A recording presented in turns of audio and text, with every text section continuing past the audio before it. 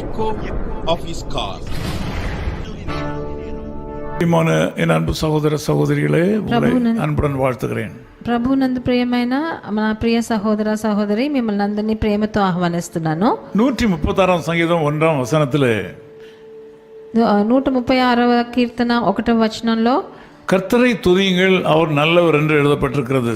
యెహోవా దయాళుడు, ఆయన కృతజ్ఞతలు చెల్లించుడి, ఆయన కృప నిరంతరం ఉండునని రాయబడి ఉన్నది. இந்த காலவேளையில் தேவனுடைய பிள்ளைகளுடைய கைகளில் கொடுக்கப்பட்டிருக்கிற ஒரு வல்லமையான ஆயுதமாகிய துதியை குறித்து உங்களுக்கு சொல்லிக் கொடுக்க விரும்புகிறேன். ఈ ఉదయ కాలంలో ప్రభు దేవజనులకు ఇవ్వబడిన ఒక శక్తివంతమైన ఒక ఆయుధం స్తుతి అన్నది, దాని గురించి మాట్లాడాలనుకుంటున్నాను. இந்த 136 சங்கீதம் முழுமையும் கர்த்தரை துதியுங்கள், கர்த்தரை துதியுங்கள் என்று சொல்லி கர்த்தருக்கு துதி செலுத்துகிற விதத்தை குறித்து வேதம் கற்றுக் கொடுக்கிறது. 136వ కీర్తన మొత్తం దేవుని స్తుతించండి స్తుతించండి అని రాయబడి ఉన్నది మనం చూస్తాం. இந்த துதி என்கிற வார்த்தையின் சரியான அர்த்தத்தையும் அதை பயன்படுத்த வேண்டிய விதத்தையும் உலகத்தில் உள்ள சாதாரண மக்கள் அறியவே மாட்டார்கள். స్తుతులు అన్న దాని గురించి లోక ప్రకారమైన మనుషులు అర్థం చేసుకోరు. అది ఎట్లా ప్రయోగించాలని వాళ్ళకి తెలియదు. உலக ஞானத்தால் இதை அறிய முடியாது. లోక ప్రకారమైన జ్ఞానంతో ఇది తెలుసుకోలేము. ரெண்டு விதமான மக்கள் உலகத்திலே, రెండు విధమైన మనుషులు ఈ లోకంలో ఉన్నారు. வேதம் சொல்கிறது, சில ரதங்களை குறித்தும் குதிரைகளை குறித்தும் மேன்மை பாராட்டுவார்கள், நாங்கள் எங்கள் ஆண்டவராய் இயேசு கிறிஸ்துவின் சிலுவையை குறித்து மேன்மை பாராட்டுவோம். కొంతమంది రథాల గురించి, వాళ్ళ గుర్రాల గురించి వాళ్ళు హెచ్చుగా అనుకుంటారు, కానీ మేము మా ప్రభు అయిన యేసుక్రీస్తు నామమును బట్టే మేము ఘనతనిస్తామని. ஆகவே உலக மக்கள் இதை அறிய முடியாது. అందుకనే ప్రభు లోక ప్రకారమైన జనులు దీన్ని తెలుసుకోలేరు. தேவனுடைய பிள்ளைகள் இதை கட்டாயம் அறிந்துதான் ஆக வேண்டும். దేవ జనులు దీన్ని తప్పకుండా వాళ్ళు తెలుసుకొని ఉండాలి. இதை அறியாமல் இருப்பது தவறு. దీన్ని తెలుసుకోకుండా ఉండడం చాలా పెద్ద తప్పు. கிறிஸ்தவத்தில் கூட சில குறிப்பிட்ட பிரிவினர்கள் இந்த துதி செலுத்துதல் தங்களுக்கு சொந்த சொத்து என்று நினைத்து பேசிக் கொண்டிருக்கிறார்கள். మన క్రైస్తవుల్లో కూడా కొంతమంది ఏమనుకుంటారంటే, ఈ స్తుతులు చెల్లించుట వాళ్ళకొక్కరికే అది తగును అని అనుకుంటున్నారు. இன்னொரு பிரிவினர் இந்த துதி செலுத்துதல் என்பது நமக்கு ஒவ்வாதது, இது மற்றவர்களுக்கு சொல்லி ஆண்டவருக்கு துதி செலுத்தாமல் வாழ்க்கையில் நஷ்டப்பட்டு போகிறார்கள். ఇంకా కొంతమంది క్రైస్తవులు ఇది మనం చేయవలసిన స్తుతులు చెల్లించడం మనకు అవసరం లేదు, ఇది మనకి కాదు అని అనుకుంటున్నారు. ஆனால் தேவ பலத்தை பெற்றுக்கொள்வதற்கு இது ஒரு கால்வாயாக இருக்கிறது. ఇది దేవుని శక్తిని మనం పొందాలంటే స్తుతులు చెల్లించుట ఎంతో ముఖ్యమైనదిగా ఉంది. நீங்கள் అసాధారణమైన ఆశీర్వాదాలను పెట్టుకొள்வதற்கு துதி செலுத்துவதுதான் வழி. మీకు అసాధారణమైన ఆశీర్వాదాలు కావాలంటే మీరు స్తుతులు తప్పకుండా చెల్లించాలి. இது தேவ கட்டளை, ఇది దేవుని కట్టడ. இதை நீங்கள் பயன்படுத்தும் போது தேவனை நீங்கள் உங்கள் சூழ்நிலைக்குள் கொண்டு வர முடியும். ఇది మీని ప్రయోగించినప్పుడు మీ పరిస్థితి లోపలికి ప్రభువుని మీరు తెచ్చుకోవచ్చు. நீங்கள் உண்மையாய் ஆண்டவருக்கு துதி செலுத்தும் போது ஆண்டவரை செயல்பட வைக்கிறது உங்களுக்காக. మీరు నిజంగా ఆత్మార్థంగా మీరు స్తుతులు చెల్లించినప్పుడు ప్రభువుని మీరు ఏ పని మీకు చేయాలో అది చేయిస్తారు. మీరు இந்த ஸ்தோத்திரம் என்று சொல்கிற வார்த்தையானது, స్తోత్రం అని చెప్పే మాట இயேசு கிறிஸ்துவுக்கு மாத்திரமே உரித்தானது. అది ప్రభువైన యేసుక్రీస్తుకు మట్టుకే తగును. எந்த மனிதருக்கும் வேறு எந்த தெய்வ அவதாரங்களுக்கும் அது உரித்தானது அல்ல.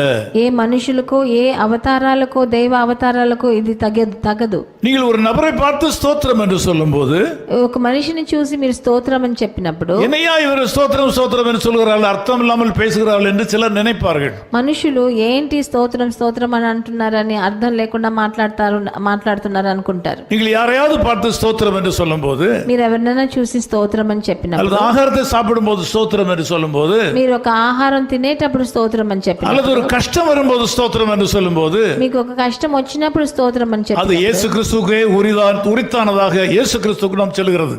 ఇది ప్రభు అయిన యేసుక్రీస్తుకే సంబంధించింది, ఆయనకే అది మనం చెల్లిస్తున్నాం. பல வருஷங்களுக்கு முன்னதாக என்னுடைய வாழ்க்கையில் ஒரு பெரிய பொருளாதார தேவை ஏற்பட்டது. ఎన్నో సంవత్సరాల ముందు ఒక ఆర్థిక సమస్య నాకు వచ్చింది. நான் எந்த விதத்தில் சம்பாதித்து அதை உண்டாக்க முடியாத அளவுக்கு பெரிய காரியமாக இருந்தது. అది నేను ఎట్లా సంపాదించినా అంత పెద్ద రొక్కం నేను తీసుకోలేను. பேங்க் லோன் கிடைக்காமல் போய்விட்டது. బ్యాంక్ లోన్ నాకు దొరకలేదు. நண்பர்கள் யாரும் உதவி செய்ய முடியாத நிலையில் மாறிவிட்டார்கள். నా స్నేహితులు ఎవరు అంత పెద్ద సొమ్ము నాకు ఇచ్చే అంత తాహత్వాకులే. நான் ஒரு நாள் காலையில இந்த பிரச்சனை வந்தது. எனக்கு மத்தியானத்துக்குள்ளாக ஒரு பெரிய தொகையை ஒருத்தருக்கு கொடுத்தாக வேண்டும். పొద్దున ఒక రోజు పొద్దున నాకు తెలియవచ్చింది మధ్యాహ్నంలోకి నాకు చాలా పెద్ద అమౌంట్ లేకపోతే అంత డబ్బులు నేను రెడీ చేయాలని. எனக்கு வேற ஒரு வழியும் தெரியவில்லை. నాకు వేరే ఏ దారి తెలియలేదు. என்னுடைய அறைக்குள் சென்றேன். నా రూమ్ లోకి వెళ్ళాను. நான் ஜெபம் பண்ண எனக்கு வார்த்தையே வரவில்லை. ఆ గదిలోకి వెళ్ళి నేను ఏం మాట్లాడాలో ప్రార్థన చేయాలో నాకు నా నోటంబట్ట మాట రాలేదు. எந்த வார்த்தையை சொல்லி ஜெபம் பண்ணுவதுன்னு சொல்லி எனக்கு தெரியவில்லை. ఏ మాట చెప్పి నేను ప్రార్థించాలో నాకు అది తెలియలేదు. ஆகவே சரியாக ஏறக்குறைய 3 மணி நேரம் ஜெபிக்க வார்த்தை இல்லாதனால ஸ்தோத்திரம் ஸ்தோத்திரம் ஸ்தோத்திரம் ஸ்தோத்திரம் என்று சொல்லிக்கொண்டே இருந்தேன். నేను 3 గంటల సేపు ఏం చెప్పి ప్రార్థించాలో తెలియకుండా స్తోత్రం స్తోత్రం స్తోత్రం అని 3 గంటల సేపు చెప్పాను. இதை என்னுடைய போதகர் மூத்த போதகர் பாஸ்டர் சுந்தரம் அவர்கள் எனக்கு கற்றுக் கொடுத்தார்கள். నాకు మా సీనియర్ పాస్టర్ అయిన పాస్టర్ సుందరం గారు ఇది నాకు నేర్పించిన. ஜெபம் பண்ண முடியாவிட்டால் நீ முழங்கால் என்று ஸ்தோத்திரம் ஸ்தோத்திரம் என்று சொல்லு என்று சொல்லி கொடுத்தார். నీకు ప్రార్థన చెయ్యలేనప్పుడు నీ మోకాళ్ళ మీద నిలబడి స్తోత్రం స్తోత్రం స్తోత్రం అని చెప్పు అని నేర్పించారు. ஏறக்குறைய 3 மணி நேரத்துக்கு பிறகு 3 గంటల తర్వాత என்னுடைய கதவை தட்டுற சத்தம் கேட்டது. என்னுடைய வீட்டிலே నా తలుపు ఎవరో తట్టారు. நான் கதவை திறந்தேன். నా గది తలుపు తెరిచాను. நீங்கள் ఆశ్చర్యப்படுவீர்கள். మీరు ఆశ్చర్యపడతారు. அந்த நாளிலே ఆ రోజు நான் யாருக்கு నేను ఎవరికి எவ்வளவு பணம் கொடுக்க வேண்டுமோ ఎవరికి ఎంత డబ్బు ఇవ్వాలో அதை எனக்கு தெரிந்த நண்பர் ஒருவர் கொண்டு வந்திருந்தார். అదే అమౌంట్ నా స్నేహితుడు తీసుకొచ్చాడు. அவர் சொன்னார், நான் நீங்கள் இதை வைத்துக் கொள்ளுங்கள், எனக்கு வீட்டில் வசதி இல்லை, நீங்கள் வைத்துக் கொள்ளுங்கள் சொன்னார். నాకు ఇంట్లో పెట్టేదానికి చోటు లేదు, నువ్వు పెట్టుకో అని నా చేతికి ఇచ్చారు. நான் அப்பொழுது என்னுடைய விஷயத்தை இடத்துல சொன்னேன். నేను అప్పుడు నా విషయాన్ని ఆయనకు చెప్పాను. அவர் சொன்னார்கள், நீங்கள் இதை பயன்படுத்திக் கொள்ளுங்கள், మీరు దాన్ని ఖర్చు పెట్టుకోండి అని நான் చెప్పి பிறகு வாங்கிக் கொள்கிறேன், నేను తర్వాత తీసుకుంటాను అన్న. இந்த காசு உங்களுக்கு தான், ఈ డబ్బు మీకే అని இந்த చెప్పాను. பணம் உங்களுக்கு தான், ఈ డబ్బు మీకే అని இதை நீங்கள் பயன்படுத்திக் கொள்ளுங்கள். మీరు ఖర్చు పెట్టుకోండి అని చెప్పి. நல்ல வேளை யாராவது ஒருத்தர் எடுத்துக்கொண்டு போய் விடுகிறது தவிர இயேசுநாதருக்கு பயன்படுகிறது என்று சொல்லி அவர் மகிழ்ச்சியோட அதை கொடுத்து விட்டு போனார். నా దగ్గర ఉంటే ఎవరైనా తీసుకెళ్ళిపోతారు, మీ దగ్గర ఉంటే అది ప్రభు అయిన యేసుక్రీస్తుకి ఉపయోగపడుతుందని నా దగ్గరికి ఇచ్చారు. அதை கொடுத்தவர் இன்றைக்கும் உயிரோடு இருக்கிறார். అది ఇచ్చిన మనిషి ఈ రోజు కూడా జీవిస్తున్నాడు. அவரும் இந்த செய்தியை பார்த்து கொண்டு தான் இருப்பார். ఆయన కూడా ఈ నా వచనాన్ని చూస్తుంటాడు. அன்பு சகோதரனே சகோதரியே, ప్రియ సహోదర సహోదరి, துதி ஸ்தோத்திரம் என்று சொல்லப்படுவது பயங்கரமான வல்லமை உள்ளது. స్తుతి స్తోత్రం చెల్లించడం అన్నది ఎంతో భయంకరమైన ఆయుధం. ஸ்தோத்திரம் சொல்லிக்கொண்டே இருங்கள். మీరు స్తోత్రం స్తుతి అని చెప్తూనే ఉండండి. Praise the lord praise the lord praise the lord சொல்லிக்கொண்டே இருங்கள். Praise the lord praise the lord praise the lord అని చెప్తూ ఉండండి. சாப்பிடும்போது சொல்லுங்கள், అన్నం తినేటప్పుడు చెప్పండి, நடக்கும்போது சொல்லுங்கள், నడిచేటప్పుడు చెప్పండి, கவலைப்படும்போது சொல்லுங்கள், బాధపడేటప్పుడు కూడా தூங்கும்போது சொல்லுங்கள், నిద్రపోయేటప్పుడు కూడా எந்த நேரத்திலும் சொல்லுங்கள். ఏ సమయంలోనా చెప్పొచ్చు. அது ஆண்டவரை உங்கள் வாழ்க்கையின் சூழ்நிலைக்குள் கொண்டு வரும். అది మీరు ప్రభు అయిన యెహోవాని ప్రభువుని మీ జీవిత పరిస్థితిలోకి రప్పిస్తుంది. நீங்கள் ముయற்சித்து பாருங்கள், మీరు ప్రయత్నం చేసి நீங்கள் చూడండి, வெற்றி அடைவீர்கள். మీరు తప్పకుండా విజయం పొందుతారు. ஜெபிக்கலாம். ప్రార్థన చేద్దాం. நேசபிதாவே, உம்மை நன்றியோடு ஸ்தோத்திரிக்கிறோம். ప్రియ తండ్రి, మీకు వందనాలు స్తుతులు. இந்த ஜெபத்திலே கலந்து கொண்டிருக்கிற மக்களை நீர் ஆசீர்வதியும். నాతో ఏకీభవించే ఒక్కొక్కరిని ఆశీర్వదించండి. உம்மை துதிக்கிறதை குறித்த ரகசியத்தை இவளுக்கு சொல்லிக் கொடுத்திருக்கிறேன். మిమ్మల్ని స్తుతించుట ఉన్న రహస్యాన్ని గురించి ఈ రోజు உம்மை నేర్పించండి. துதிக்கிற மக்கள் பெருகட்டும்.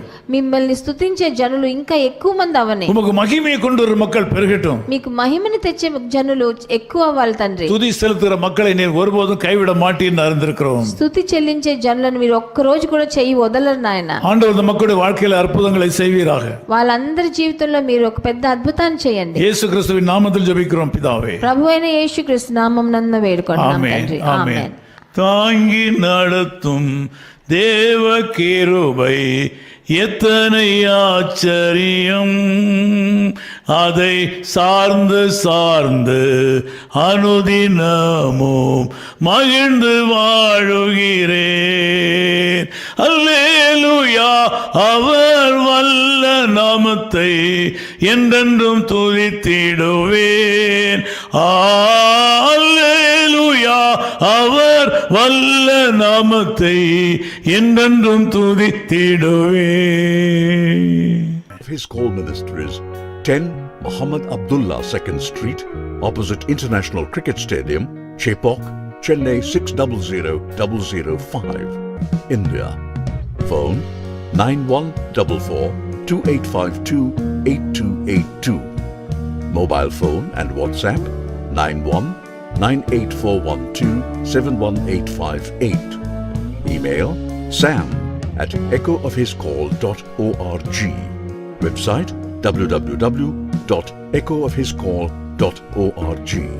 God bless you.